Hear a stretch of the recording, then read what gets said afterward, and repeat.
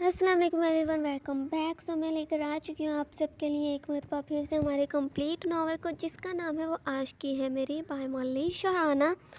जो कंप्लीट हम आज पढ़ेंगे ये वो नावल है जो हर दिल की धड़कन और हर किसी का प्यार है। यानी कि इस नावल को इतना प्यार दिया उसके लिए थैंक यू सो मच। और आज हम इसे कंप्लीट पढ़ेंगे, तो करते रहे चैनल को सब्सक्राइब और साथ ही वीडियो को लाइक ऐसे मोस्ट रोमांटिक नॉवेल्स कहानियों के लिए। वो जब अपने कमरे में दाखिल हुआ तो इसकी नज़र सामने ज़मीन पर बेहोश पड़े वजूद पर ठहर सी गई, जिसे वो 2 घंटे पहले बुरी तरह मार पीट कर गया था। मगर अब जो गुस्सा ख़त्म हो गया तो अपनी जान से अजीज़ बीवी को यूँ ज़मीन पर बेसुध पड़ा देख के इसे अपनी सांस रुकती हुई महसूस हुई। एंजल एंजल उठो मेरी जान। इसने अपनी बीवी के गालों को हल्का सा थपथपाते हुए इसे होश में लाने की कोशिश की, मगर इसका कोई ख़ास असर नहीं हो रहा था। I am sorry, I am really extremely sorry my angel, please यार उठो, मैं मर जाऊँगा तुम्हारे बगैर, बहुत बुरा होना मैं, बट यार मैं तुम्हें खो नहीं सकती, इतनी हिम्मत नहीं है मुझ में। ज़िंदगी में एक वाहिद तुम्हारा रिश्ता ही मेरे पास है। वो मुसलसल अपनी बीवी को होश में लाने की जिद्दोजहद में मसरूफ़, कभी इसके नील बड़े गाल को थपथपा कर तो कभी इसके पूरे चेहरे को अपने होठों से छू कर। कितना करप्ट है इस वक्त इसकी आवाज़ में, कितनी वहशत इसकी नज़रों में, जैसे किसी अनमोल चीज़ को खो देने का खौफ हो। वो दीवानावार अपनी मोहब्बत होठों के जरिए अपनी एंजल के चेहरे पर निशावर कर रहा था, जिससे अब इसकी बीवी के जिस्म में हल्की हल्की सी हरकत महसूस होने लगी थी। शायद ये इसकी मोहब्बत की ही शिद्दतों का असर था कि अब वो होश में आने लगी थी। वो अपनी बीवी को अपने सीने से इसी तरह चिपकाए रो रो कर इसे होश में लाने की कोशिश कर रहा था कि वो होश में आकर एक बार फिर बेहोश हो जाती। इतनी ही सख्ती से वो इसे अपने सीने से लगाए ज़मीन पर बैठा मुसलसल बोल रहा था, प्लीज़ यार एक बार ठीक हो जा, आई प्रॉमिस मैं दोबारा ऐसे कभी नहीं करूँगा, प्लीज़ एंजल प्लीज़ यार। अब इसने बोलते एक पल के लिए अपनी बीवी को खुद से अलग किया था, तो अचानक इसकी नज़र अपनी बीवी के होंठ के किनारे पर जमे खून पर गई, जो शायद बह बहकर अब जम चुका था। बस ये खून देखने की देरी थी। वो एक भी सेकंड ज़ाया किए बगैर फ़ौरन झुककर अपने होठों के इसके ज़ख्म पर रख दिए। शायद ये भी एक तरीका था अपनी तरफ से मरहम लगाने का। जबकि इसे ऐसा करने की देरी थी, इसकी बीवी जो होश में आने की कोशिश कर रही थी फ़ौरन आंखें खोलकर लंबे लंबे सांस लेने लगी। पानी कुछ देर इसी तरह सांस लेने के बाद जब इसकी हालत कुछ संभली तो बहुत आहिस्ता से इसके लबों से टूटे फूटे अल्फाज अदा हुए, जिसे सुनते ही इसके शोहर ने एक भी पल ज़ाया के बगैर जल्दी से अपनी गोद में उठाया और बेड पर बिठा कर पानी का गिलास अपनी एंजल के लबों से लगा दिया, जिसे वह एक ही सांस में ख़त्म कर गई। मगर जैसे इसकी नज़र उठाकर अपने शोहर को देखा तो डर कर नहीं नहीं करती बेड की पुश्त के साथ चिपक आंखें बंद किए पूरी तरह कांपने लगी। इसकी कपकपाते होंठ मुझसे कुछ बोल रहे थे, जिसकी आवाज़ इतनी कम थी जिसके शोहर तक पहुंचने में नाकाम हो रही थी। सॉरी यार, मैं ऐसा करना नहीं चाहता था, बट तुम भी तो हमेशा जिद करने लगती हो।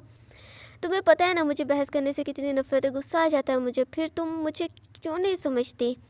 I love you angel, I really love you, तुम तो एंजल हो ना मेरी, तो समझा करो ना मुझे। वो तेज़ी से अपने एंजल के पास गया, फिर ज़बरदस्ती से सीने से चिपका कर किसी पागल जुनूनी इंसान की तरह बोलते हुए इसकी कमर से हिलाने लगा।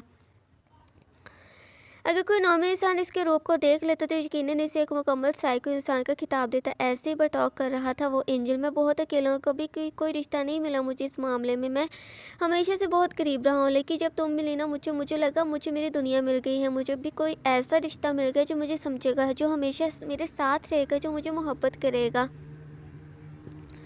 तुम करती हो ना मुझसे मोहब्बत एंजल, कहीं तुम आज के बाद मुझसे नफरत तो नहीं करने लगोगी ना। इसने एक पल के लिए अपनी एंजल को खुद से अलग करके इसकी खौफजदा नज़रों में अपना जवाब ढूंढना चाहा, जबकि इसकी बीवी मुसलसल डर से कांप रही थी। मैं ये बर्दाश्त नहीं कर पाऊंगा एंजल, मैं मर जाऊंगा एंजल, या इस दुनिया को आग लगा दूंगा। तुम्हें हमेशा मेरे पास रहना है क्योंकि तुम मेरी हो, मोहब्बत करता हूँ तुमसे, तो मेरी हर बुराई समेत मुझे बर्दाश्त करोगी। मोहब्बत करती हो ना मुझसे एंजल, मैं सही कह रहा हूँ ना। इसलिए दोबारा से अपनी बीवी को कांधों से थाम के इससे वही सवाल किया, मगर इस दफ़ा हाथों में सख्ती वाज़ेह तौर पर इसकी एंजल अपनी कांधों पर महसूस कर सकती थी। तभी डर और खौफ से वो तेज़ी से अपने सर को हाँ में हिलाकर अपने शोहर को यकीन दिलाने लगी, जबकि इसके ऐसा करने से इसका शोहर एक बार फिर आगे को झुका और फिर से अपनी एंजल के होंठ के जख्म को वो अपने होंठों से छूने के बाद अपना सर इसकी गोद में रख चुका था। इसके चेहरे पर खुशी देखने के काबिल थी। तुम्हारी कुर्बत ही मेरा सुकून है एंजल, जब मैं तुम्हारे करीब होता हूँ ना तो मैं बिल्कुल वो शख्स नहीं होता जो मैं इस दुनिया के सामने होता, जिससे ये सब लोग डरते हैं। मुझे किसी बात से कोई लेना देना नहीं है, कुछ भी नहीं चाहिए मुझे। मैं तो सिर्फ अपनी एंजल को अपने पास रखना चाहता, इसे इश्क करना चाहता हूँ और बदले में इसकी मोहब्बत चाहता हूँ। ये तो कोई नाजायज़ फरमाइश नहीं है ना एंजल, इतना तो हक मेरा भी बनता है ना। अब तुम्हें हमेशा मेरे साथ रहना है एंजल, क्योंकि तुम मेरी एंजल हो और मैं तुम्हारा डायमंड। क्या क्या कर रहे हो तुम लोग पिछले 24 घंटे से? तुम सबको पता भी है कि मशहूर पॉलिटिशियन रज़ा मीर का बेटा किडनैप हुआ है, कोई आम शख्स नहीं जिसे अगर वक्त पर ना ढूंढा तो कोई फ़र्क नहीं पड़ेगा। तुम लोग जानते भी हो कि क्या हैसियत रखता है रज़ा मीर, और अगर सादिक मीर रज़ा मीर का बेटा सही सलामत ना मिला तो हम सबके ट्रांसफ़र तो होंगे ही होंगे। साथ साथ इस शहर में न जाने कितने हंगामे हो जाएंगे। एसपी सरफराज पिछले 2 घंटे में कोई 15 बार ये बात रिपीट कर चुके थे। इन्हें ये सोच सोच कर इंतहाई टेंशन हो रही थी कि सादिक मीर इन्हें सही सलामत वापस ना मिला तो हालात किस कदर बिगड़ जाएंगे। सर, हम अपनी तरफ से पूरी कोशिश कर रहे हैं लेकिन हमें ऐसा कोई सुराग नहीं मिल रहा जिससे हम इसकी लोकेशन ट्रेस कर सकें। न जाने कहाँ गायब हो गए हैं वो लोग। एसपी मुराद इंतहाई परेशानी से अपनी रिपोर्ट देने लगा, जबकि बेजारियत इनके चेहरे पर बिल्कुल वाज़ेह नज़र आ रही थी। पिछले 24 घंटे से वो लोग सिर्फ काम ही कर रहे थे, ना खाने पीने की फ़िक्र थी और ना ही एक भी मिनट आराम कर सके थे। लेकिन इतना सब कुछ करने के बाद भी वो खाली हाथ बैठे थे। यही बात एसपी मुराद को गुस्सा दिला रही थी। सर, ये काम अगर किसी आम इंसान का या किसी छोटे मोटे गुंडे का होता तो इसे पकड़ना हमारे लिए बाएं हाथ का काम था, यूँ चुटकियों में पकड़ लेते हम। लेकिन इस सादिक भी इस दफ़ा ईवल डायमंड के हत्थे चढ़ा है और डायमंड अपने काम किए बगैर इसे छोड़ेगा नहीं। तो मेरे ख्याल में हमें यह सब कोशिश बंद करके किसी इंतहाई फ़ैसले के होने का इंतज़ार करना चाहिए, क्योंकि मैं जितना ईवल डायमंड को समझ चुका हूँ तो वो सादिक मेरे को ज़िंदा तो नहीं छोड़ेगा। मेरे ख्याल में ये एक तरह से सही है, वो ज़िंदा रहने के काबिल भी नहीं है। अमीर बाप की बिगड़ी औलाद, अच्छा ही है मर जाए, वरना न जाने कितनी लड़कियों की इज़्ज़तों को पामाल करता वो नीच शख्स। इंस्पेक्टर फरहान इंतहाई नफ़रत से बोले। इन्हें सादिक मीर जैसे शख्स से इंतहा की नफ़रत थी, मगर वो इस हैसियत में नहीं थे कि सादिक मीर का कुछ बिगाड़ सकते। और अब जब यह काम खुद ईवल डायमंड कर रहा था तो वो खुशी से फूले नहीं समा रहे थे। जबकि इसकी ये बात एसपी सरफराज को गुस्सा दिला गई थी। तभी वो इंस्पेक्टर फरहान को खरी खरी सुनाने लगे, जिन्होंने सुन तो ली थी मगर दिल में वो ईवल डायमंड की सरकत से कितना खुश थे ये तो बस वो ही जानते थे। ये मंजिल था एक रेड रूम का, जहाँ की हर एक चीज़ सुर्ख थी। दीवारों पर हुए पेंट से लेकर वहाँ जितने जलते बल्ब की रोशनी तक सुर्ख रंग की थी। इस कमरे के बिल्कुल दरमियान में एक कुर्सी पड़ी थी जिस पर किसी को बांध कर रखा हुआ था। वो शख्स यकीनन अपने होश हवास में नहीं था, तभी यूँ बेसुध कुर्सी की पुश्त पर सर गिराए बैठा था। अभी न जाने वो और कितनी देर तक बेहोश रहता, जब किसी ने इसके मुंह पर बाल्टी जिसमें आइस डाला हुआ था उठाकर सारा पानी और डेल दिया, जिससे वो खांसते हुए होश में और फिर लंबे लंबे सांस लेते अपने इर्द गिर्द का जायजा लेने लगा। तो इसे अपने सामने एक शख्स खड़ा नजर आया जो शायद इसी कमरे के एक कोने में पड़े टेबल से कुछ उठा रहा था। फिर वो चलते इसके पास और एक लकड़ी की कुर्सी खींच कर इसके बिल्कुल सामने बैठ गया। मैं कहाँ हूँ इस वक्त? ये कौन सी जगह है? मैं तो रात को बाहर से बाहर निकल रहा था, फिर किसी ने मुझे क्लोरोफॉर्म तो तूने मुझे किडनैप किया, मगर क्यों? ये जुर्रत करने से पहले तुझे मेरा बैकग्राउंड चेक करना चाहिए था कि क्या हैसियत रखता हूँ मैं। वैसे है कौन तू, और क्या तूने मुझे क्यों किया है मुझे किडनैप? देख, छोड़ दे मुझे, तो जानता नहीं है कि तू किसे पंगा ले रहा है। मेरे बाप को जब तेरा पता चलेगा तो वो तुझे इतनी भयानक मौत देगा कि तेरी रूह तक कांप जाएगी। आखिर तेरी दुश्मनी क्या है मेरे साथ? क्यों पकड़ कर लाया है तो मुझे? कुर्सी पर बंधा सादिक मीर चीखते हुए खुद को आज़ाद करवाने की भरपूर जिद्दोजहद करने में मसरूफ़ था, जबकि इसके सामने मौजूद शख्स बस संजीदा चेहरे के साथ इसकी हर कोशिश बगैर कोई जवाब दिए देखे जा रहा था। बक भी मुंह में ज़बान नहीं है तेरे? सादिक मीर जब काफ़ी देर तक इस शख्स के जवाब का इंतज़ार करता रहा, मगर बदले में सिर्फ इसे खामोशी मिली, तो वो गुस्से से लाल पीला होते हुए दौड़ा। जिसके जवाब में वो शख्स सादिक मीर को देखकर पुरसुरा मुस्कुराहट चेहरे पर लाई, खिसक कर कुछ आगे को हुआ और फिर सादिक मीर के चेहरे को बगैर पर के झपकाए गौर से देखने लगा।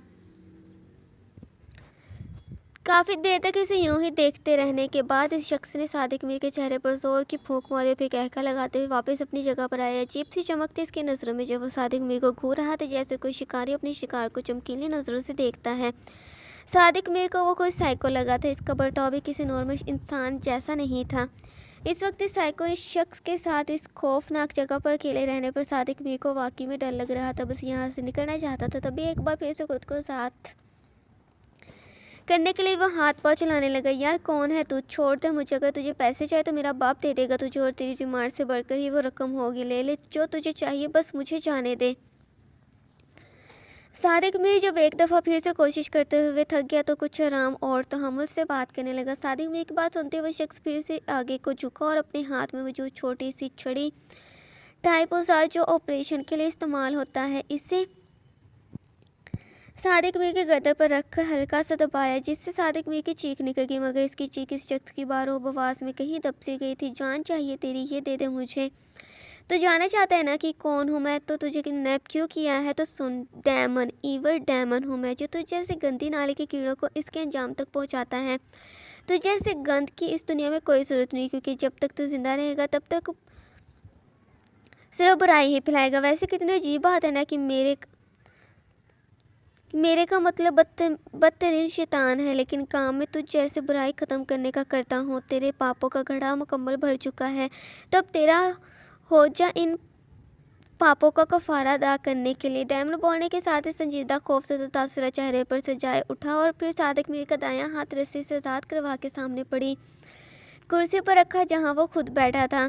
इन्हीं हाथों से तूने इन लड़की को छूता है ना, इन्हीं से तू इन्हें एहतजाज करने पर मारता पीटता और फिर इन्हीं हाथों से इन्हें पुलिस की धमकी देने से जान से मार देता है। सही कह रहा हूँ ना मैं? चल एक गेम खेलते हैं, देखते हैं कि तेरी किस्मत कितनी अच्छी है। पहले तो डायमंड दांत पीसने के साथ अपने गुस्से को कंट्रोल करते हुए बोल रहा था, लेकिन बाद में पुरस्कार मुस्कुराहट ले सादिक मीर की आंखों में देखते हुए कहा, जबकि इसके हाथों में मौजूद वही छुरी, छोटी सी छुरी देखकर जिसे डायमंड इसके हाथ के पास ले जा रहा था, सादिक मीर चीखते हुए डायमंड की मिन्नतें करने लगा। अरे अरे डर क्यों रही हो तू? तेरी तक किस्मत ही तो आजमा रहा हूँ मैं, क्या पता तो लकी हो और बच जा। डायमंड ने सादिक मीर को प्यार से पुचकारा, जबकि वो अब मुकम्मल कांपना शुरू हो चुका था। 1 2 3 एंड लेट्स स्टार्ट। डायमंड ने गिनती काउंट करने के साथ वही छुरी अब सादिक मीर की उंगलियों के दरमियान चलानी शुरू कर दी। तेजी से वो छुरी को इसकी एक उंगली से दूसरी और फिर तीसरी, इसी तरह वह इसके हाथ की 5 उंगलियों के दरमियान छुरी चला रहा था। रफ्ता रफ्ता इसकी स्पीड बढ़ती जा रही थी। सादिक मीर की नज़र और ध्यान इस वक्त सिर्फ अपने हाथ की तरफ था। सांस रोक के वो ये अमल देख रहा था, साथ ही साथ ये दुआ भी कर रहा था कि कहीं छुरी इसके हाथ में न लग जाए।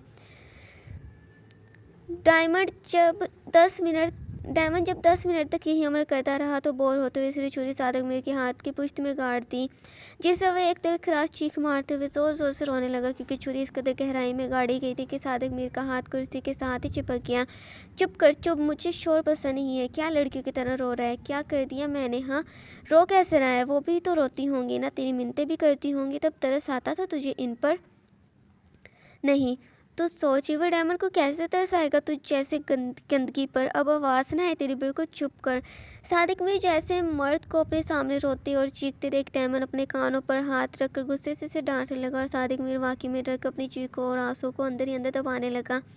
अब क्या करूँ तेरा यार, मुझे ज़्यादा खून खराबा पसंद नहीं है।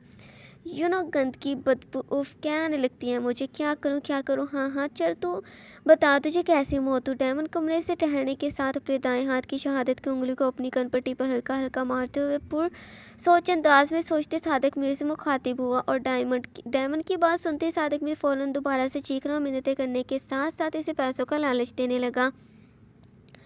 अब अपनी जान अजीज ही इतनी थी इसे, मगर सामने भी डायमंड मौजूद है, ये बात वो शायद भूल गया था, तभी ऐसे गुस्ताखी कर दी इसने, जिसका खमियाजा इस इंतहाई अजियत की बदौलत भुगतना पड़ेगा।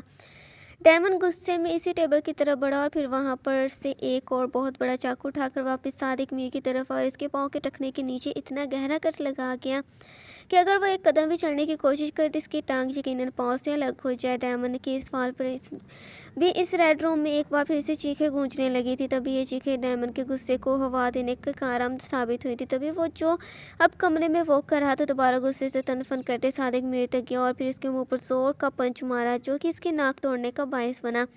अब अगर तेरी आवाज़ आई तो तुझे ये जो कुछ मिनट्स के लिए ज़िंदगी दे रहा हो ना, वो भी नहीं मिलेगी। यकीन कर कि तुझे मारने से पहले इस हद तक टॉर्चर करूंगा कि तेरा बाप तेरी लाश को पहचानने से इनकार कर देगा। तो चुप कर, बिल्कुल चुप। डायमंड सादिक मीर की आंसू से भरी आंखों से अपनी दहशत भरी नजरों को गाढ़े अपने दाएं हाथ की शहादत की उंगली को अपने होठों पर रखकर इसे धमकाने लगा। ये धमकी सादिक मीर पर असरअंदाज भी हुई थी, इसलिए वो चुप कर गया, मगर जिसम अभी भी सिसकने के साथ झटकों की जिद पर था। तुझे पता है ना जो एसिड होता है, अगर ये जिस्म पर गिर जाए तो कितनी तकलीफ होती है। पूरा जिस्म किस कदर जल रहा होता है, ऐसे महसूस होता है जैसे जिस्म के साथ साथ हड्डियां भी जलकर राख हो जाएंगी। इतना दर्द होता है जो नाकाबिले बर्दाश्त हो जाता है। दिल करता है कि इस वक्त इंसान खुदकुशी कर ले, क्योंकि वो जलन से ही नहीं जाती इस पर। इससे बहुत बुरा होता है, ये बहुत ज़्यादा बुरा। डायमंड अपने इसी टेबल की तरफ रुक के बोलने के साथ किसी काम में मसरूफ़ थे, जबकि इसकी बातों से सादिक मीर के रोंगटे खड़े हो रखे थे और साथ ही सांस रुकनी शुरू हो गई थी। इसे खौफ ही इतना आ रहा था, ये सोच सोच कर न जाने डायमंड इसे कैसे मुँह देगा। तुझे कभी महसूस नहीं हुई ना ये जलन, ये तकलीफ, ये अजियत? तभी तुझे अंदाज़ा नहीं है दूसरे की तकलीफ़ का। बहुत शौक़ है ना तुझे मासूम लड़कियों के जिस्मों को नोचने के, इनसे अपनी पूरी करने का, इन्हें मारने पीटने का कभी नहीं सोचा कि इन्हें कितना दर्द होता होगा। कभी नहीं सोचा इन्हें इस बदतर हालत में देखकर इनकी फैमिली का क्या होता होगा। वो कैसे जीते जी मर जाते होंगे। किसी बात का एहसास नहीं है ना तुझे, सिर्फ अपनी खुदगर्जी से मतलब है। मगर मेरे नज़दीक तू जैसे के लिए सिर्फ सजाए मौत है। इसी बहाने कुछ तो गंदगी ख़त्म होगी इस दुनिया में। डायमंड अपने बोलने के साथ चलते हुए सादिक मीर के गुनाह का इसे एहसास करवा रहा था, जबकि वो अपनी मौत को अपने इतने नज़दीक देखते बिल्कुल शॉक्ड हो गया था। वो बस आंखों के साथ मुंह भी खोले अपने गुनाहों को शुमार कर रहा था।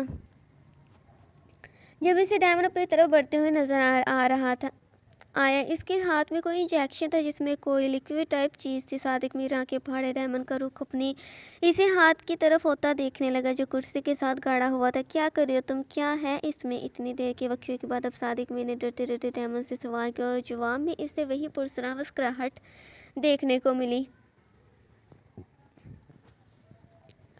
तुम्हें तो महसूस कर इस तकलीफ़ को जो तू हर तकलीफ़ पर भारी है। डायमंड हंसते हुए सादिक मीर से बोला। फिर वही इंजेक्शन इसके चीखने चलाने के बावजूद भी इसकी बाजू की वेन में लगा दिया। इंजेक्शन लगाने के कुछ सेकंड्स बाद ही इतनी ज़ोरदार चीखें निकल रही थी सादिक मीर के मुंह से, जो सुनकर डायमंड ने अपने हेडफोन्स जिसे वो इसी छोटी टेबल पर रखे हुए थे, इन्हें उठाकर कानों पर लगाया। फिर फुल वॉल्यूम में म्यूज़िक सुनने लगा, जबकि नज़रें इसकी अभी भी सादिक मीर के वजूद पर थी, जिसकी हालत हर गुजरते लम्हे बदतर से बदतर होती जा रही थी। इसके मुंह के अलावा नाक, कान, यहाँ तक कि आंखों से भी खून खारिज होना शुरू हो गया था। कुछ मिनट्स बाद इसका दर्द से तड़पता वजूद ठंडा पड़ गया, तो डायमंड ने एक हकारत भरी नज़र सादिक मीर के मुर्दा जिस्म पर डाली और फिर वैसे ही म्यूज़िक सुनता रेड रूम से बाहर निकल गया।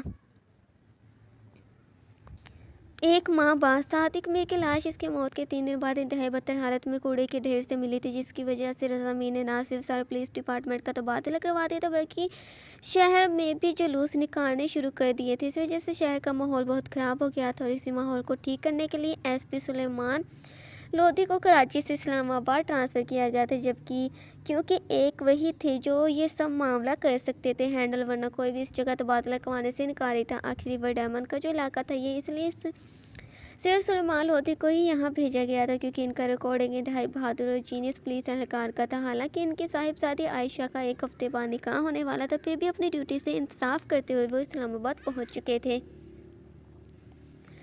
सुलेमान लोधी अकेले अपनी बेटी आयशा के साथ रहते थे। इनकी ज़िंदगी का वाहिद रिश्ता और मकसद सिर्फ आयशा ही थी। इन्होंने माँ की जगह भी इससे मोहब्बत और शफ़क़त दी थी, क्योंकि आयशा 5 साल की उम्र में अपनी माँ से महरूम हो चुकी थी। सुलेमान लोधी इंतहाई सख्त मिजाज के इंसान थे, मगर सिर्फ दूसरों के सामने आयशा के लिए तो वो एक अच्छे दोस्त थे, जिससे वो हंसी मजाक शरारतें सब करते थे। अचानक इस्लामाबाद शिफ्ट हो जाने पर आयशा इनसे नाराज़ होकर अपने कमरे में बैठी थी, जब सुलेमान साहब नॉक करके इसके कमरे में इंटर हुए। क्या कर रहा है मेरा बच्चा?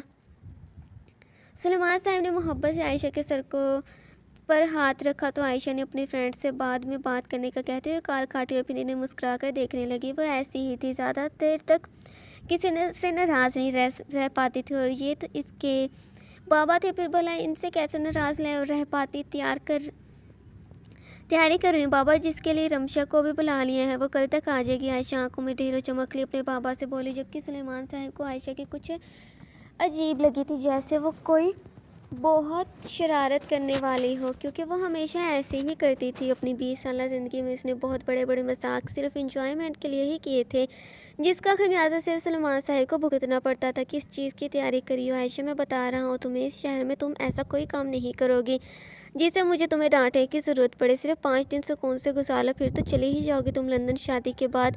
सो प्लीज़ बी केयरफुल। सुलेमान साहिबा के प्लीज़ में एसपी थे, फिर भला आयशा के चेहरे को कैसे ना पढ़ पाते, जबकि आयशा इनकी इस बात पर मासूमियत से आंखें फैलाने इन्हें देखने लगी। मैं आपको ऐसी लगती हूँ बाबा? अब ज़रूरी तो नहीं कि मैं हमेशा मजाक या मस्ती करूँगी, चेंज भी तो हो सकती हूँ ना मैं। लेकिन जब आपको ही मुझ पर भरोसा नहीं है तो फिर क्या फ़ायदा इस बात का? चली जाऊँगी ना तो याद ही करेंगी आप मुझे, किस तरह मुझ पर मासूम पर इल्ज़ाम लगाते हैं। आयशा ने मासूमियत के साथ सारे रिकॉर्ड ही तोड़ डाले थे, वो थी भी इतनी क्यूट सी। तभी सलमान साहब भी इसके ड्रामों पर यकीन करते हुए इसे मनाने लगे, और फिर शफकत से अपने सीने के साथ लगा लिए, जबकि आयशा मुसलसल स्माइल कर रही थी, जो सलमान साहब देखने से कासिर थे। न जाने वो आयशा के दिमाग में क्या चल रहा था जो वो ऐसे करने वाली थी। ये मंजर था एक शानदार ऑफिस का, जहाँ फरहान अहमद सोफे पर बैठा अपने लैपटॉप पर काम करने में बहुत मसरूफ़ थे जब अचानक इसके कैबिन का दरवाज़ा बगैर नॉक किए हाशिम कमरे में दाखिल हुआ। हाशिम फ़रहान का बचपन का दोस्त था, जिसे फ़रहान अपने दिल की हर बात शेयर किया करता था, और हाशिम ने हमेशा एक अच्छे दोस्त और भाई की तरह इसे सही मशवरे दिए थे। फ़रहान अहमद इनके इंतहाई अमीर और कबीर बिजनेसमैन अहमद हसन का इकलौता बेटा था। फ़रहान की माँ जब वो 10 साल का था तब अपने साहबका मंगेतर के साथ इसे छोड़कर भाग गई थी, जिसका असर अहमद हसन साहिब को तो इतना ना हुआ क्योंकि वो ख़ुद ज़्यादातर आउट ऑफ पाकिस्तान रहते थे, जहाँ इनकी ज़रूरियात का ख्याल रखने के लिए हर किस्म की औरतों से लेकर लड़कियां मौजूद होती थी। और अगर इंसान के पास पैसे रुपए हों तो फिर इसे कभी किसी चीज़ का मोहताज नहीं होना पड़ता। ये सोच खुद अहमद हसन साहिब की थी। अपनी इन्हीं ज़रूरतों को पूरा करने के लिए वो फ़रहान से बहुत दूर रहते थे। फ़रहान की तरबियत पहले भी जब इसकी माँ मौजूद थी, अम्मा भी की थी, जो कि एक इंतहाई नेक खातून थी, और बेटों के घर से निकाल देने के बाद फ़रहान के घर में ही रहती थी, और फिर फ़रहान की माँ के चले जाने के बाद वही फ़रहान को संभालती थी। अहमद हसन साहिब तो सिर्फ खर्चा वगैरह भेजते रहते थे। यहाँ पाकिस्तान में तो इनका आना 6 माह या साल बाद होता था, तब भी सिर्फ अपने काम के सिलसिले में आते थे, वो जो इन्होंने अपने मैनेजर के हवाले किया होता। मगर अब 2 साल पहले अम्मा के इंतकाल के बाद फ़रहान बहुत तन्हा हो गया था, साथ ही वो डिप्रेशन का शिकार हो गया था। तब अहमद हसन साहिब पाकिस्तान आए कुछ दिनों के लिए। जब एक शाम वो घर वापस आते हुए एक बहुत बुरे एक्सीडेंट हो जाने की सूरत में पैरालाइज हो चुके थे। तब फ़रहान 25 साल का था। तब इसे हाशिम ने ही दोबारा नॉर्मल होने में बहुत मदद की थी।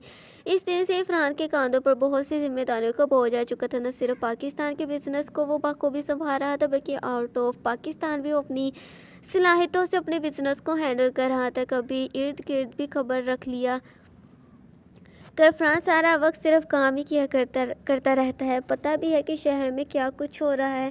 हाशिम चलता हुआ फ़रहान के सामने सोफ़े पर ईज़ी होकर बैठते हुए इससे मुखातिब हुआ, जिसके बदले फ़रहान ने एक नज़र भी डालकर दोबारा अपनी नज़रें लैपटॉप पर गाड़ दी। क्या है यार, इतना काम कौन करता है? बात सुन मेरी। जब बदले में हाशिम को कोई जवाब ना मिला तो इसने चिढ़कर फ़रहान का लैपटॉप छीन कर बंद किया और फिर सोफ़े से के पास पड़ी छोटी सी टेबल पर रख दिया। क्या हो गया हाशिम यार, तुझे मालूम भी है कितना लॉस होगा अगर शाम तक मैंने कैन कनाडा ईमेल ना सेंड किया तो? फ़रहान अपनी गर्दन दाएं बाएं करके खुद को रिलैक्स करते हुए हाशिम से बोला तो हाशिम ने आंखें घुमाते हुए जैसे इसके जवाब पर बेसारी ज़ाहिर की तो फिर तेज़ी से फ़रहान के करीब होते हुए सरगोशी करने लगा। यार आज फिर इवर डैमन ने किसी को मारा, जिसकी लाश वहीं कूड़े के ढेर से मिली है। लोग कह रहे हैं कि ये भी कोई बहुत बुरा शख्स था जो लड़कियों की वीडियोज़ बनाकर इन्हें ब्लैकमेल करता था, और जहाँ बुराई होगी वहाँ डैमन तो होगा ही। इसे ख़त्म करने के लिए अच्छा ही किया डैमन ने मार दिया साले को। इसका अंजाम ऐसे ही होना चाहिए था। मैं तो फ़ैन हो गया हूँ यार डैमन का। काश एक बार इसे मिल सकूँ, देखो तो सही कि कौन है वो, मगर वो किसी के सामने शो ही कब होता है। खैर छोड़ इन सब बातों को, तू बता तुझे डैमन कैसा लगता है? तू कभी इसके बारे में बात नहीं करता। हाशिम अपनी ख्वाहिश जाहिर करते हुए साथ फ़रहान से सवाल भी कर रहा था, जिसका जवाब फ़रहान ने कांधे उचका कर दिया। मुझे नहीं पता, हाशिम ने कभी इतना सोचा ही नहीं, मेरे पास इतना टाइम ही नहीं होता। वैसे भी मेरा क्या लेना देना डैमन से? बकौल तुम्हारे वजह बुराई को ख़त्म करता, और मैं तो बुरा हूँ ही नहीं, फिर क्यों सोचूं मैं इसके बारे में? सोचना और डरना इन्हें चाहिए जिनका जिस्म बुराई और गुनाहों से भरा पड़ा होता है। फ़रहान ने आंखें बंद की अपनी थकावट उतारते हुए हाशिम से सच्चाई बयान की, जिस पर हाशिम भी हाँ में हाँ मिलाते हुए उठ खड़ा हुआ। चल घर चलते हैं, शाम के 5 बज गए हैं। आज तूने डिनर करवाना है अपने पैसों से, तू भूले नहीं, इसलिए खुद आया हूँ तुझे लेने, चल जल्दी कर। हाशिम फ़रहान का हाथ थमके से ज़बरदस्ती उठाते हुए बोला तो फ़रहान आंखें खोले संजीदगी से देखने लगा। सॉरी यार, आज पॉसिबल नहीं होगा, तुझे पता तो है कि शाम तक ईमेल करना है, फिर रात को घर में एक मीटिंग भी है, फिर डैड के डॉक्टर्स भी आज इनका चेकअप करने वाले हैं, तो टाइम नहीं होगा। तुझे कल पक्का डिनर करवा दूंगा, प्लीज़ यार, नाराज़ नहीं होना। फ़रहान बेबसी से हाशिम को देखते हुए अपने काम को गिनवाने लगा और साथ इसके नाराज़ ना होने के डर से इससे मिन्नत भी करने लगा।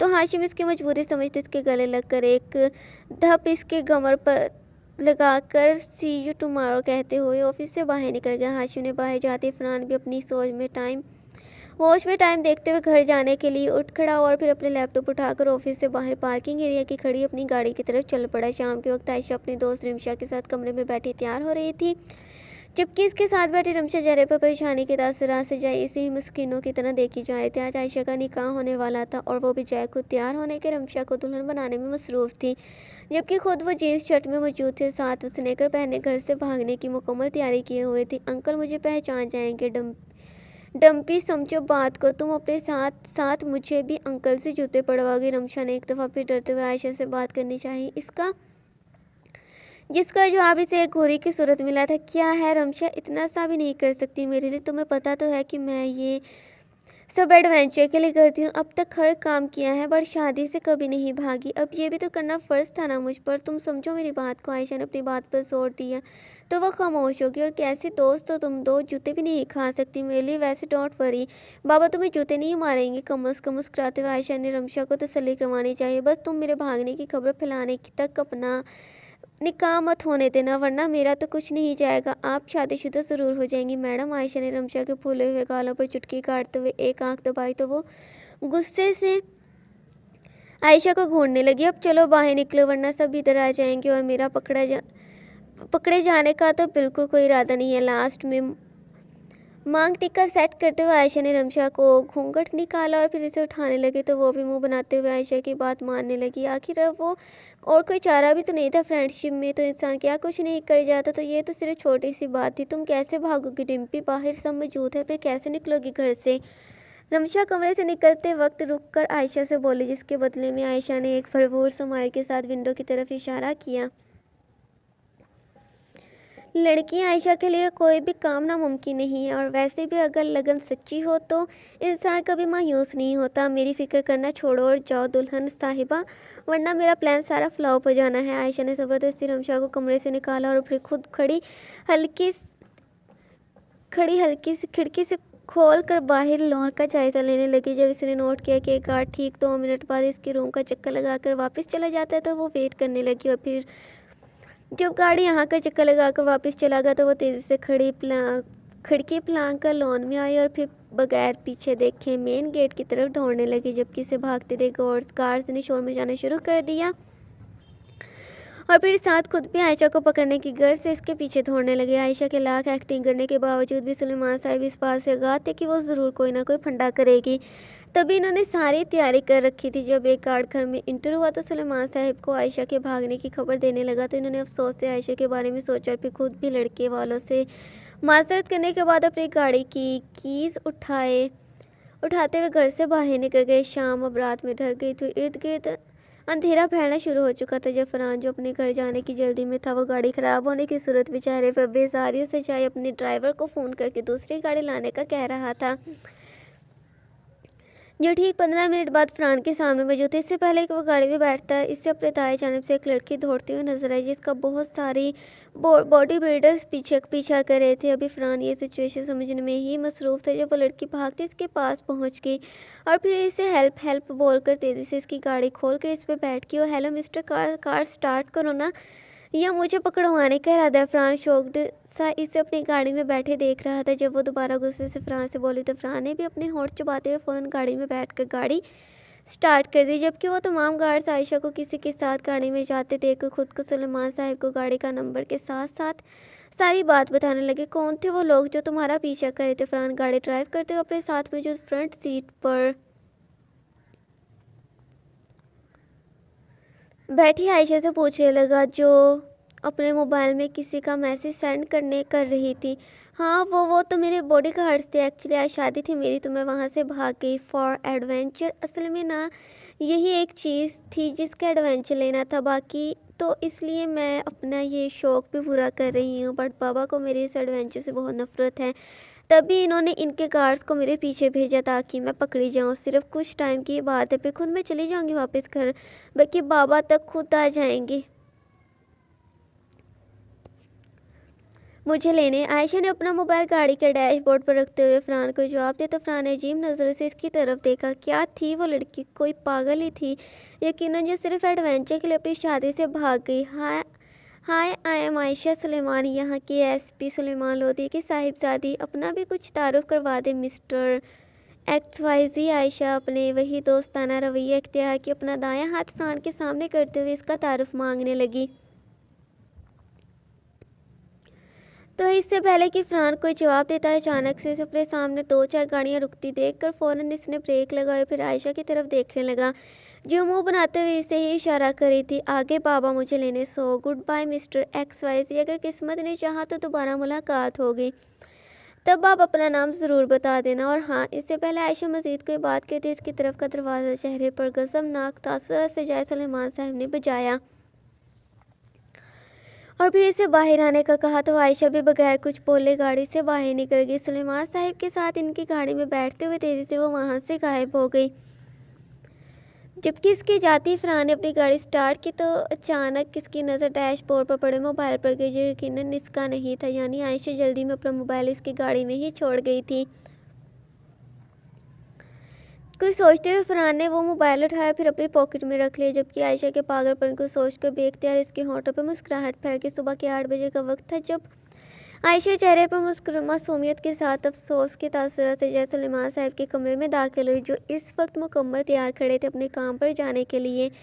कल रात आयशा को घर में लाने के बाद सुलेमान साहब एक लफ्ज़ भी बोले बगैर गुस्से से खुद को कमरे में बंद कर चुके थे। ऐसा पहली बार हुआ था कि इन्होंने आयशा को इसकी गलती पर डांटा ना हो। इस तरह वो वक्ती इस पर गुस्सा कर लेते थे और फिर खुद ही गुस्सा ख़त्म होने के बाद प्यार से इसे समझाने लगते। लेकिन इस बार तो आयशा ने हद ही कर दी थी। ये भला कैसा एडवेंचर था जिससे ना सिर्फ इनकी इज्जत ख़राब हुई थी लड़के वालों के सामने, बल्कि साथ तमाशा अलग बन गया। तो सुलेमान साहब का चुप हो जाना ही आयशा को बेचैन किए हुए था और जब इसने अपनी बेचैनी को खामोश बैठी रमशा से शेयर किया तो पहले तो इसने एक लंबा सारा लेक्चर दिया, फिर बाद में सुलेमान साहब को मनाने का मशवरा देकर खुद सो गई। जबकि इसी बेचैनी के साथ आयशा सारी रात जागती रही। आखिर इसके प्यारे बाबा जो इससे खफा थे, इससे जो कि इसका वाहिद रिश्ता थे, जिससे जिससे इसे सबसे ज़्यादा मोहब्बत थी। बाबा आप आज क्यों जा रही हैं? अभी तो कुछ दिन की छुट्टियां थी ना आपकी। आयशा ने यूनिफॉर्म सेब तन की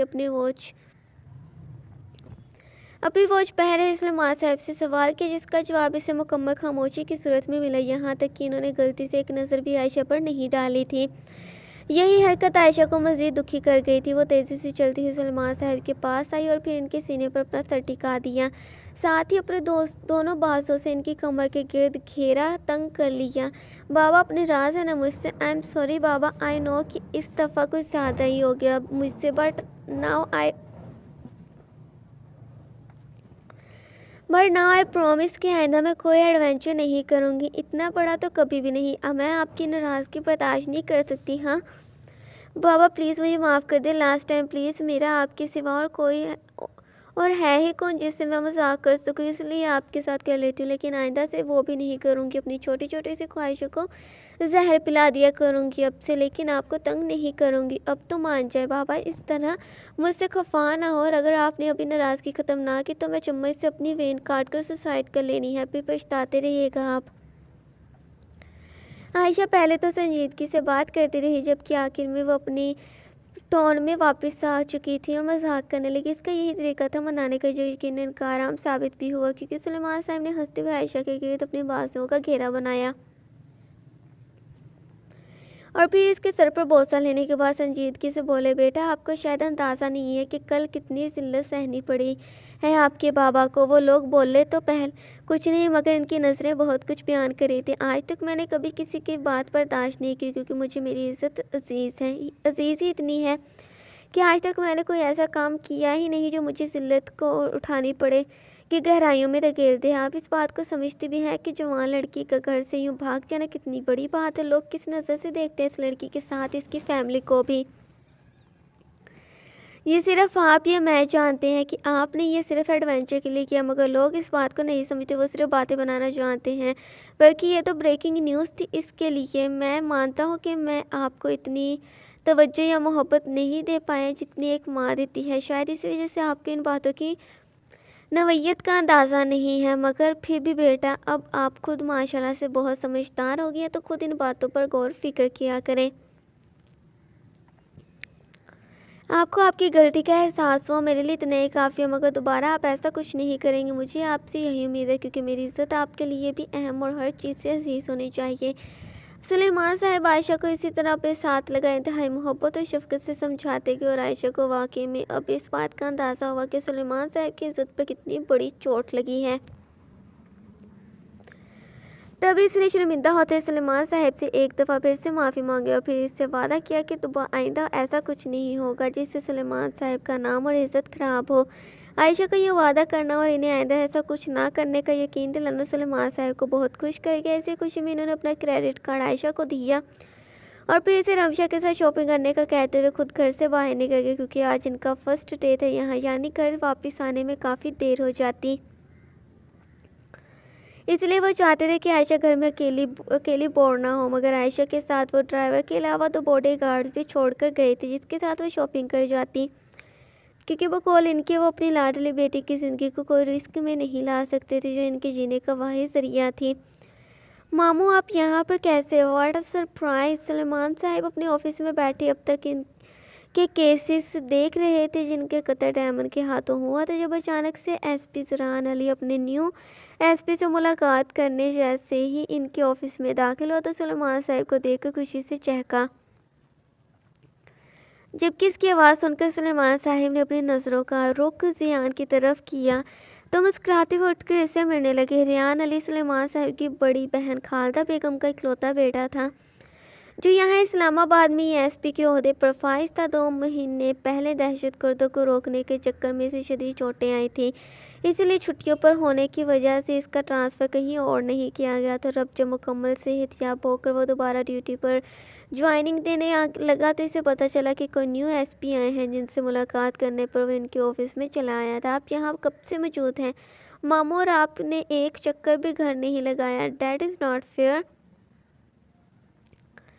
ज़ियान सलेमान साहब से बकर केर होने के बाद इनसे शिकवा करते हुए सामने मौजूद चेयर पर बैठ के 1 हफ्ता हो गया है यहाँ आए, मगर पहले आयशा की शादी की तैयारियों में बहुत मसरूफ़ था, जिसकी वजह से लीव ली हुई थी, तो इसीलिए आज ज्वाइनिंग दी है। सुलेमान साहब आयशा का जिक्र करते हुए नज़रें चुरा गए, जबकि आयशा की शादी का सुनकर ज़ियान का चेहरा शिद्दत ज़ब्त से सुर्ख हो गया। आयशा रुखसत? ज़ियान ने खुद पर ज़ब्त करते हुए सलमान साहब से सवाल किया, जिसका जवाब इन्होंने सर को नफ़ी में हिला कर दिया, जबकि नज़रें अभी भी वो ज़ियान से चुरा रही थी। ये शादी हुई ही नहीं। ज़ियान एन निकाह के वक्त आयशा घर से भागी फॉर एडवेंचर। अब की दफ़ा बात करने के बाद सलमान साहब ने ज़ियान के चेहरे को देखा तो वो वहाँ इन्हें एक अजीब सी खुशी नजर आई, जिसे देख सलमान साहब को बहुत अच्छा लगा। ज़ियान आयशा से मोहब्बत करता था, इस बात का इल्म सलमान साहब को कब से था। जब वो सिर्फ 12 साल का था तब से ही वो भी ज़ियान को बहुत मोहब्बत करते थे और इनकी ये ख्वाहिश थी कि ज़ियान इनकी बेटी का मुकद्दर बने। मगर जब एक दफ़ा ज़ियान और इसकी वालदा कराची सलेमान साहब के घर आई थी, तब सलेमान साहब ने सबकी मौजूदगी में इसकी बात का जिक्र आयशा से किया, तो इसने साफ लफ्ज़ों में इनकार कर दिया, क्योंकि वो ज़ियान को कभी भी पसंद नहीं करती थी। वजह इसकी जॉब थी। वो सलेमान साहब को कितनी ही दफ़ा ये कह चुकी थी कि वो पुलिस की जॉब छोड़ दे, ना जाने क्यों शदीद नफ़रत थी इसे पुलिस की नौकरी से, और ये इसका कहना था कि शादी के बाद भी वो एक पुलिस मैन के साथ ज़िंदगी नहीं गुजार सकती। दूसरी तरफ ज़ियान भी अपनी जॉब से बहुत मोहब्बत करता था, तभी वो आयशा की इस बात पर गुस्से में ये बोल गया कि वो आयशा के लिए अपनी जॉब कभी नहीं छोड़ेगा। तो आयशा भी गुस्से में लाल पीली होती हुई जानबूझ के सलेमान साहब से बोली कि वो जल्द से जल्द शादी करना चाहती है। ये बात सुनकर जहाँ ज़ियान के चेहरे का रंग उड़ा, वहीं आयशा को न जाने कितने सुकून पहुंचा। जब 2 हफ्ते पहले कॉल पर सलेमान साहब ने आयशा की शादी का बताया तो ज़ियान ने आने से मना कर दिया, क्योंकि वो खुद भी इतनी हिम्मत नहीं पाता था। मगर फिर अब जब इसे पता चला कि आयशा की शादी हुई ही नहीं, तो एक अजीब सी खुशी मिली इसे, मतलब अभी भी चांसेस हैं इसके। मामू आप घर ज़रूर आए, अम्मी से मिलने और आपको देखकर बहुत खुश होंगी। जब मुसलसल सलेमान साहब की नज़रें ज़ियान ने खुद पर महसूस की तो वो ये बात बदलते हुए बोला, जिसका जवाब इन्होंने पहले ज़ियान और खालदा बेगम को अपने घर इनवाइट करके दिया, जिस पर ज़ियान ने खुश दिली से सर को हाँ में हिलाया और फिर 1-2 बातें करके अपने ऑफिस की तरफ चल पड़ा। जबकि ज़ियान की नज़रों में आयशा के लिए मौजूद मोहब्बत देखकर सलेमान साहब पुरसुकून से हो गए। घड़ी रात के 10 बजे का हिस्सा दिखा रही थी, जब हाल कमरे में एक साइड पर पड़े बड़े बड़े साइज़ के खानों के टेबल पर इस वक्त 2 लोग बैठकर खाना खाने की नाकाम सी कोशिश कर रहे थे, क्योंकि दोनों का ही ध्यान इस वक्त अपनी सोचों में था। तुम खाना क्यों नहीं खा रही हो, क्या वजह है आखिर? कुछ देर तक वे अपने सामने बैठी प्लेट में चम्मच घुमाती एंजल को घूरने के बाद टेबल पर आगे को झुकते हुए डायमंड ने सर्द लहजे में इसके खाना ना खाने की वजह पूछी। दूसरी तरफ डायमंड के यूँ अचानक उससे हम कलाम होने पर एंजल ने डरते हुए इसकी तरफ देखा और फिर खुद को नॉर्मल जाहिर करने के लिए हल्का सा मुस्कुराई। नहीं वो मैं खा रही हूँ, ऐसी कोई वजह नहीं है, असल में मेरे चिक में दर्द हो रहा है, जिसकी वजह से मुझसे चुबाने में तकलीफ़ होती है। एंजल ने खौफज़दा नज़रों से डायमंड को देखने के साथ अपना खाना ना खाने की मजबूरी बयान की, जो कि सच भी थी। मगर डायमंड को इसकी ये बात बहुत बुरी लगी, जिसका इजहार वो फ़ौरन करने लगा। इतने ड्रामे कर रही हो खाने में, एक छोटा सा नील ही तो है जो इतनी तकलीफ़ तो बिल्कुल नहीं देता होगा। तुम खाना ही ना खाओ। सच बताओ, क्या सच सोच रही हो तुम? डायमंड एंजल को डांटने के बाद खुद आगे को झुकते इसकी सहमी नज़रों में अपना जवाब तलाश करना चाहा। वो इतने गौर से एंजल की आंखों में देख रहा था जैसे इसका दिमाग पढ़ रहा हो कि वो क्या सोच रही है। जबकि डायमंड का ये अंदाज एंजल को और खौफजदा कर रहा था कि क्या चलता रहता था इसके दिमाग में, क्या सोचता था वो और क्या चाहता था। ये बात तो शायद इसे खुद मालूम नहीं थी। तुम मुझे छोड़कर जाना चाहती हो? यही वजह है, जिससे ही कह रहा हूँ ना मैं। क्यों जाना चाहती हो तुम मुझे छोड़कर? आखिर किस चीज़ की कमी है मेरे पास जो तुम खुश नहीं हो? क्या तुम मुझसे मोहब्बत नहीं करती? हाँ, यही बात है ना, जवाब दो मुझे, क्योंकि मैं तो तुम्हें मारता पीटता हूँ इसलिए जाना चाहती हूँ मुझे छोड़कर, मगर मोहब्बत भी तो करता हूँ। वो नज़र नहीं आती तुम्हें? मेरा इश्क तुम्हें अपना पाबंद क्यों नहीं करा? क्यों मेरी कुर्बत तुम्हें बुरी लगती है? आखिर क्यों?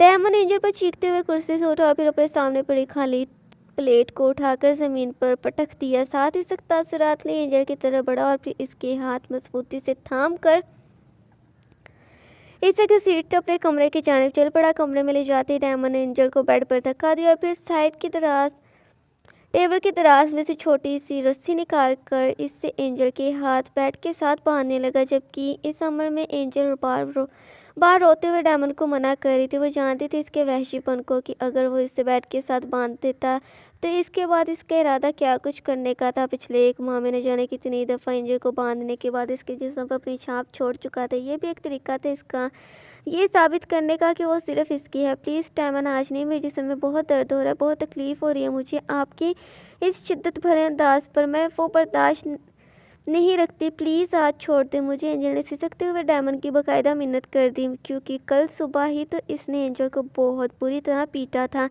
जिसके निशानात अभी भी वो अपने जिस्म पर देख सकती थी। और साथ ही इस मारपीट की तकलीफ़ अभी भी बहुत शिद्दत से इसे महसूस हो रही थी। तभी वो डायमंड को आज पहली बार मना कर रही थी, मगर डायमंड इस वक्त कुछ भी सोचे समझने की सलाहियत ही कब रखता था।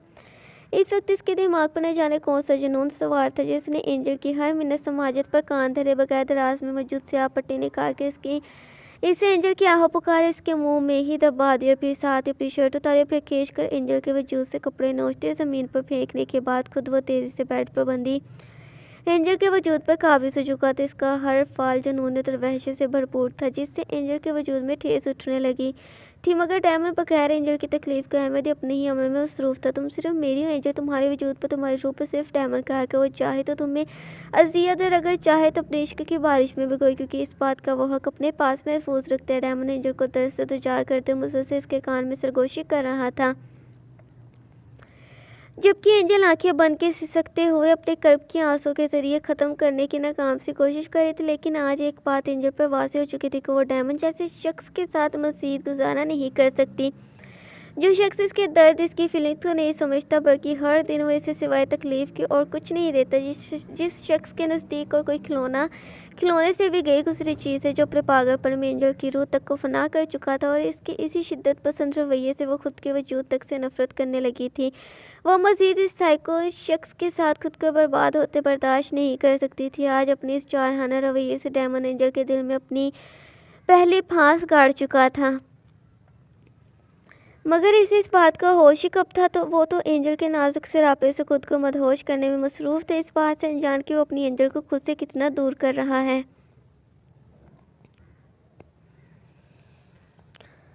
दोपहर के 2 बज रहे थे जब आयशा रमशा के साथ लिए इस्लामाबाद के मशहूर मॉल में दाखिल हुई। आज इसके बाबा ने बाकायदे से क्रेडिट कार्ड देकर शॉपिंग पर भेजा था, तो फिर भला वो शॉपिंग क्यों ना करती, जबकि अपने साथ लाए गए दोनों बॉडीगार्ड्स को वो सख्ती से अपने पीछे आने पर मना कर चुकी थी। वो तो बेचारे चुपचाप गाड़ी के करीब खड़े होकर आयशा के वापस आने का इंतज़ार कर रहे थे।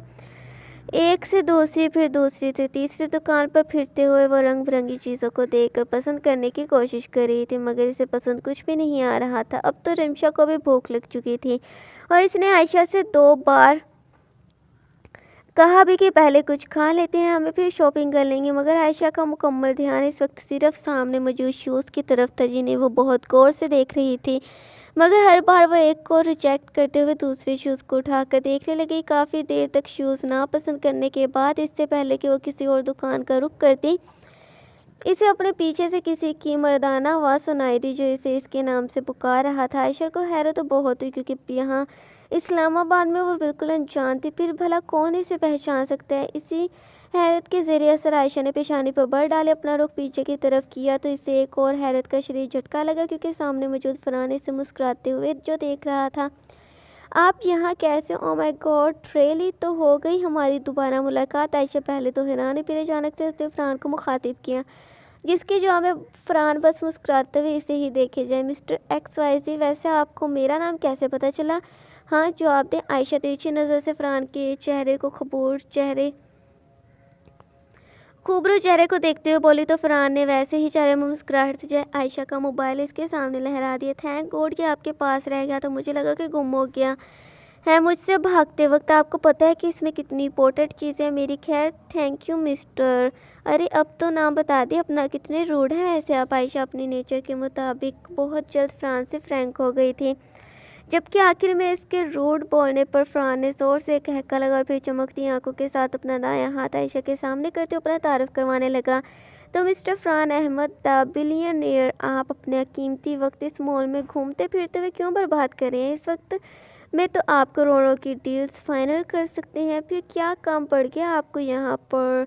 जान सकती हूँ मैं? आयशा अपनी ही टोन में फरहान से सवाल करे जा रही थी, जबकि इसके साथ खड़ी रमशा हकी बकी से ये समझने की कोशिश कर रही थी कि आयशा इस शख्स को आखिर जानती कैसे है। मिस आयशा, कहीं बैठकर बात कर लें। आई थिंक यहाँ शॉप पर खड़े होकर बात करना कुछ मुनासिब नहीं लगता। फरहान ने इर्द गिर्द खड़े लोगों की तरफ देखते हुए कहा, तो आयशा भी रमशा की भूख का ख्याल करती रिमशा को लिए फरहान के साथ एक रेस्टोरेंट में दाखिल हो गई। खाने के साथ फरहान से बातें करते हुए इन्हें शाम हो गई थी और इनकी बातों में ज़्यादातर आयशा की ही बातें शामिल थी। वो बोलती ही इतना थी, जिस वजह से फरहान तो इसे सुने ही जा रहा था। वैसे भी फरहान बोलता बहुत कम था, इसलिए इसे कोई मसला नहीं था आयशा की इस कदर बोलने पर। शाम की फैलती तारीकी को देखते हुए रमशा के ने कोहनी मार कर आयशा को चढ़ने का कहा, तो वो भी इतना वक्त जाने का एहसास करते हुए फरहान से फिर कभी मिलूंगा बोलती हुई घर जाने के लिए उठ खड़ी हुई, जबकि फरहान भी एक खूबसूरत मुस्कुराहट के साथ इन्हें अलविदा करने लगा। मगर जब तक आयशा रेस्टोरेंट से बाहर नहीं निकल गई, तब तक फरहान की नज़रें इसका ही पीछा करती रहीं। ज़िंदगी में पहली बार इसे कोई लड़की इतनी अट्रैक्टिव लगी थी, जिससे मिलने का वो बहाना ढूंढने लगा था। आज भी इसने आयशा को इस मॉल की तरफ आते देखा था, जब वो अपनी एक मीटिंग 5 स्टार होटल में करके वापस अपने ऑफिस की तरफ जा रहा था। आयशा को देखते वो बजाय ऑफिस जाने का अपनी गाड़ी से आयशा का पीछा करते हुए इस मॉल में दाखिल हो गया। न जाने क्या कशिश थी इस लड़की में जो फरहान जैसे रूड इंसान को अपना सिर कर रही थी। अभी भी फरहान आयशा की बातों को सोचते हुए मुस्कुराए जा रहा था, जब इसके मोबाइल पर बजने वाली रिंग ने इसे होश की दुनिया में ला पटका। तो इसने भी एक ठंडी सांस लेते हुए कॉल पिक कर ली, क्योंकि कॉल इसके पर्सनल सेक्रेटरी की थी। मतलब ज़रूर वो फरहान के ऑफिस में गैर मौजूदगी के मुतालिक बात करने वाला था, क्योंकि इधर आ जाने की वजह से इसे बहुत से काम जो रुक गए थे इसके। सुबह के 8 बजे अंजर की आंख अपने होठों पर किसी के होठों का टच महसूस करते खुली।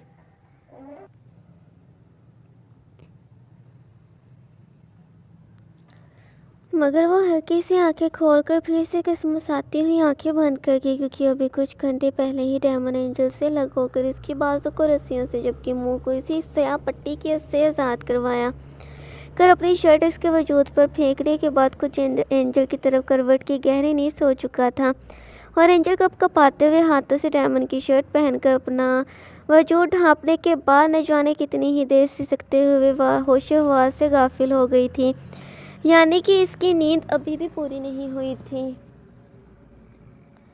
तभी अब भी वो इसके टच को इग्नोर करते हुए दोबारा नींद की आगोश में जा रही थी।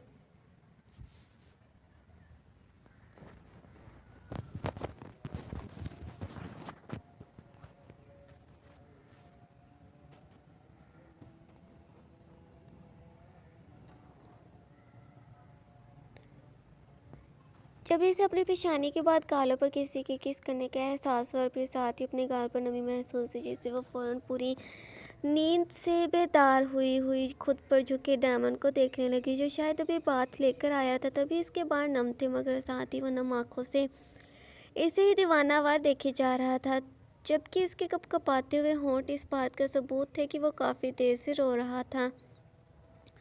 I am sorry angel, I am really sorry. Sorry, मैंने तुम्हें फिर हर्ट किया। बहुत बुरा होना, मैं हमेशा तुम्हें बहुत तकलीफ़ पहुंचती है मेरी वजह से, लेकिन मुझे कभी छोड़ना नहीं एंजल। प्लीज़, मैं मर जाऊंगा तुम्हारे बगैर। आदत हो गई है मुझे तुम्हारी, और आदत बहुत बुरी चीज़ है। प्लीज़ मुझे माफ़ कर दो, प्लीज़ यार, लास्ट टाइम, सिर्फ लास्ट टाइम। डायमंड अब बाकायदा बोलने के बाद एंजल के सामने हाथ जोड़ते हुए ऊंची आवाज़ में रोने लगा था, जबकि इसका ये रोना एंजल के साथ सल्व करने की वजह बन रहा था। क्या था वो पल में इंतहा का जालिम शख्स, और अगले ही पल इंतहाई काबिल रहम इंसान, जिस पर एंजल को हमेशा ही तरस आता हो। न जाने कितनी ही दफ़ा एंजल के वजूद को नोचने और मारपीट करने के बाद इससे माफ़ी मांगता था, और इसकी इस काबिल रहम हालत देखकर एंजल हमेशा ही इसे दिल से माफ़ कर देती थी। आखिर मोहब्बत जो करती थी वो अपने डायमंड से, मगर कब तक वो यूं ही डायमंड के पागलपन को बर्दाश्त करती।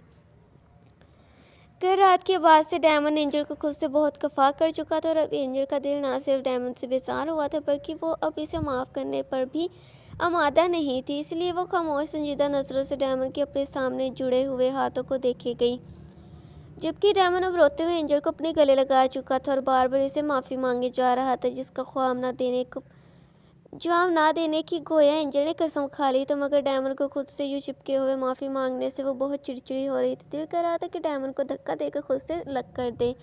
अब किस तरह वो अपने गुनाहों की तलाफ़ी कर रहा था, जबकि कर रात एंजल के मना करने और सिसकने को इग्नोर करते हुए वो अपनी मनमानी करने में मसरूफ़ था।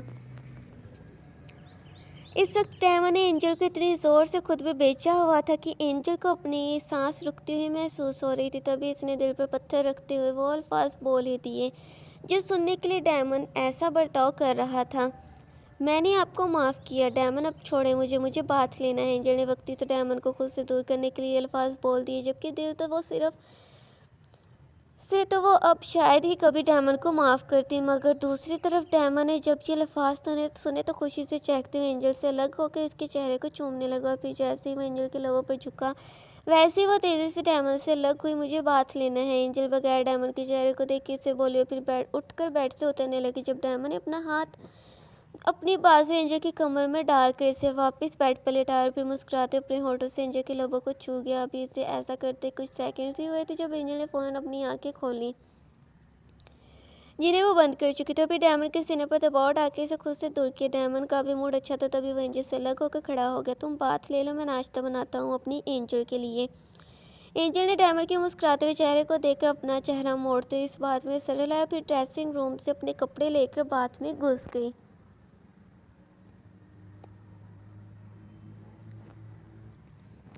गाड़ी जैसे आयशा के घर में इंटर हुई, वैसे ही आयशा रमशा का हाथ पकड़कर गाड़ी से उतरती हुई जल्दी से घर में दाखिल होगी, जबकि इस जल्दी के चक्कर में वो पोर्च में मौजूद तीसरी गाड़ी पर गौर न कर सी, जो किसी और की मौजूदगी का पता देती थी। आयशा को तो इस वक्त सबसे ज़्यादा जल्दी इस चीज़ की थी वो सुलेमान साहिब को फ़रहान के मुतल्लिक बताए।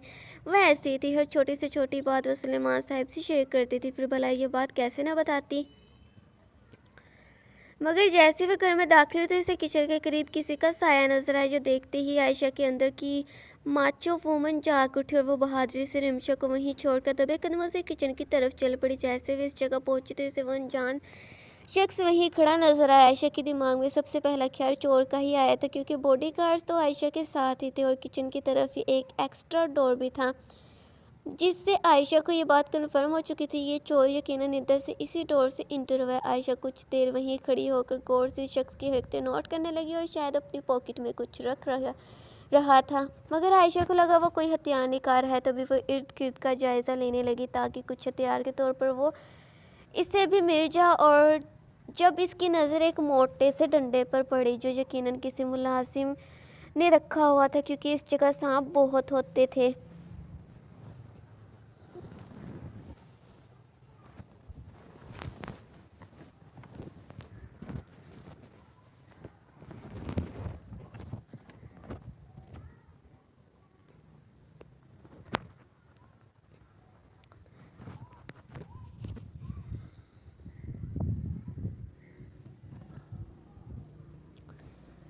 वही डंडा मजबूत हाथों से थामे।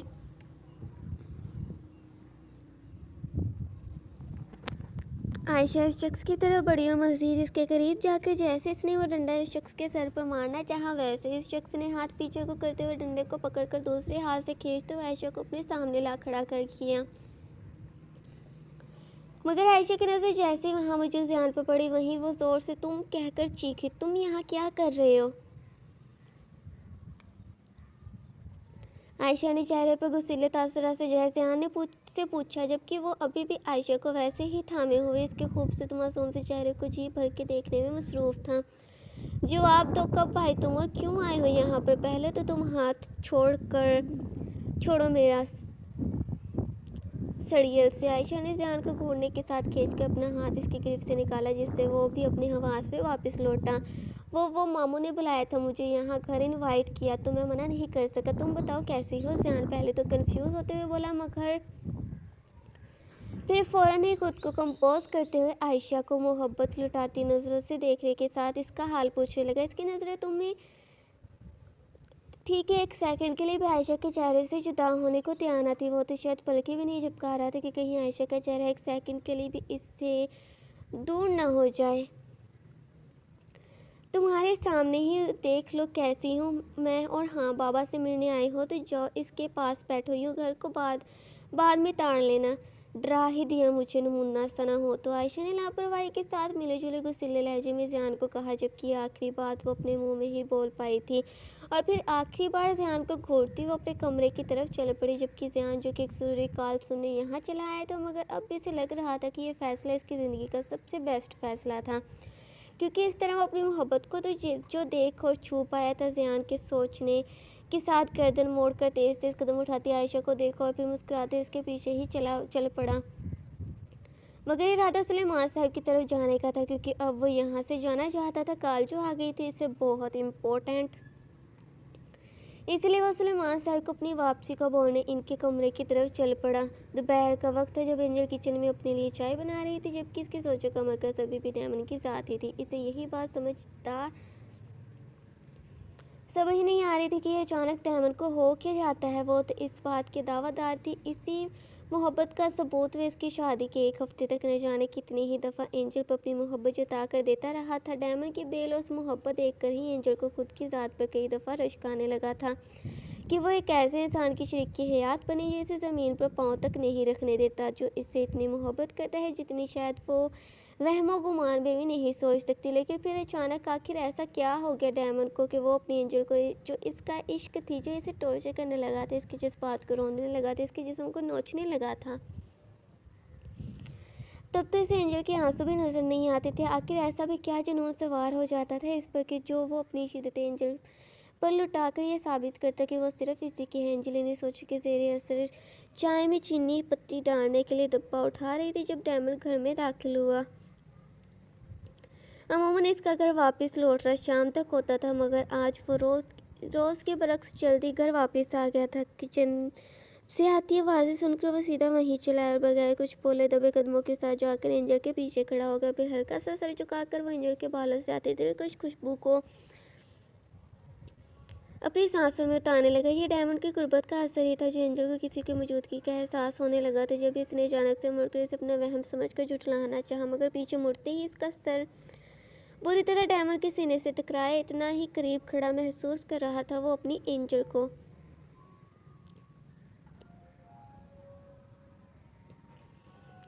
डायमंड की नज़रों की तपिश अपने चेहरे पर महसूस करके एंजल ने अपना चेहरा झुकाकर अपना निचला होंठ दांतों तले चबाना शुरू कर दिया, और एंजल की यही अदा डायमंड के मुंह और जज्बों को हवा देने का बायस बनी। अचानक से डायमंड अपने दिल की सुनते हुए चेहरे पर खूबसूरत मुस्कुराहट से तेजी से झुककर एंजल के लबों को छूना चाहा, लेकिन एंजल डायमंड का इरादा भांपते हुए फौरन अपने चेहरे का रुख मोड़कर चूल्हे पर पक रही चाय को देखने लगी, जबकि डायमंड को इसकी हरकत बहुत गिरा गुजरी। जब भी वो गुस्से से एंजल को दोनों बाजों से थाम कर इसका रुख अपनी तरफ मोड़कर इसे लहू रंग की नज़रों से घूरने लगा। डायमंड के अंदाज में इस कदर शिद्दत थी कि एंजल को इसकी उंगलियां अपनी बाजों में गड़ती हुई महसूस हुई। तकलीफ बर्दाश्त करते हुए एंजल ने सहमी हुई नज़रों से डायमंड के चेहरे की तरफ देखा। इसकी लहू छलकाती आंखें एंजल के सांस रुकने की वजह बनने लगी, मगर दूसरी तरफ एंजल डायमंड ने एंजल अपनी नज़रों के हिसार में लिए इसकी बाजू छोड़कर अपना हाथ इसकी गर्दन डालने के बाद इसका चेहरा ऊपर किया और फिर एक भी लम्हा ज़ाया किए बगैर एंजल के लबों पर अपनी तशनाई लब रखती है। डायमंड का अंदाज इस कदर शिद्दत पसंद ना था कि एंजल को अपनी सांसें रुकती हुई महसूस हुई। अगर वो डायमंड की शर्ट के कॉलर को मजबूती से ना थाम लेती तो यकीनन ज़मीन बोझ हो जाती। जब यही अमल तवील होने लगा तो एंजल को डायमंड की शिद्दत बर्दाश्त करना मुश्किल होने लगी। अपनी बंद हो रही सांसों के साथ इसने डायमंड को खुद से दूर करना चाहा, लेकिन इसे दूर करना इतना आसान नहीं था। मगर जब एंजल को लगा कि वो इससे सांस रुक जाने से मर जाएगी तो इसने डायमंड के सीने पर अपने नाजुक हाथों से मुक्के मारने शुरू कर दिए। मगर ये सब भी बेसुध साबित हुआ, बल्कि डायमंड की शिद्दत में और इजाफा हो गया था। साथ ही अब इसके हाथ एंजल की कमर पर जा चुके थे। मगर जब डायमंड को एंजल की बदतर होती हालत का अंदाज़ा हुआ तो वह न चाहते हुए भी एंजल से अलग हो गया, मगर तब तक वो इसके लबों को जख्मी कर चुका था। एंजल जैसे ही डायमंड की गिरफ्त से निकले तो वह बेजान होती टांगों के साथ शेल्फ के साथ लगकर नीचे बैठती चली गई।